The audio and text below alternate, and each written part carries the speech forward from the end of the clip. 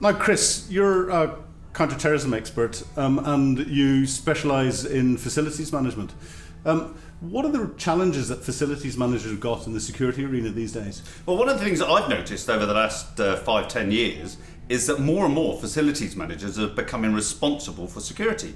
And often they come into the job of security from somewhere where they've had no background in it. So it's really vital that these people, facilities managers, actually learn a little bit about the requirements, the needs, in order for them to do their job properly. So what we've tried to do here is bring a conference together to engage with facilities managers, to educate them a little bit about the needs of security, the needs and the impacts of counter-terrorism, and what they can do to reduce their vulnerabilities.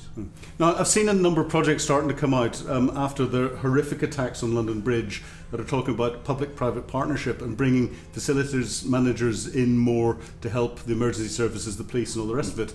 Is that important? It's very important that businesses learn that they're not in isolation. And the trouble is, if you are a big building, perhaps somewhere in central London, central Manchester, a big attack anywhere else in the city is going to impact you. And you need to have communication methods with the businesses around you, but also you need to have some kind of central idea of what you're going to do. As an example, most people will have an evacuation plan. Well, if you've all got the same evacuation plan, a bomb is not like a fire. Everyone going to that same spot, that provides a brilliant opportunity for a terrorist to attack that location.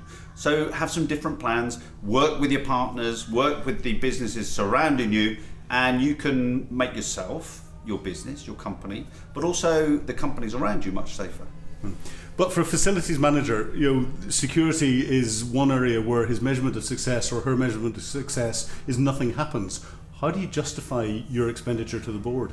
Justifying expenditure for security is always difficult. It's the problem that we see all the time. You speak to anyone that has to go to the board and say, we need this security because unless you can really show them some kind of a return on investment, it's very difficult for them to get the funding. However, I think what facilities managers need to understand is to show them the benefits of being able to operate in a situation and to manage a crisis where everyone else is panicking, everyone else is finding it difficult, but they have actually managed to deal with the situation with a minimum number of casualties. Everyone's got a duty of care to their staff, and I think that key point needs to be brought over in order to get the funding to protect buildings and the people inside them.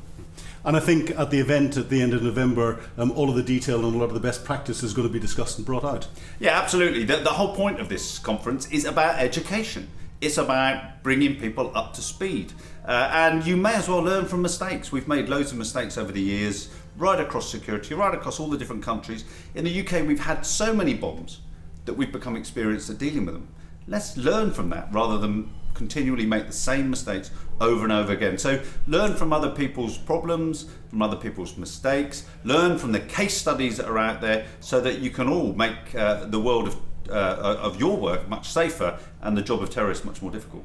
Chris, thank you very much indeed for talking to us. You're welcome.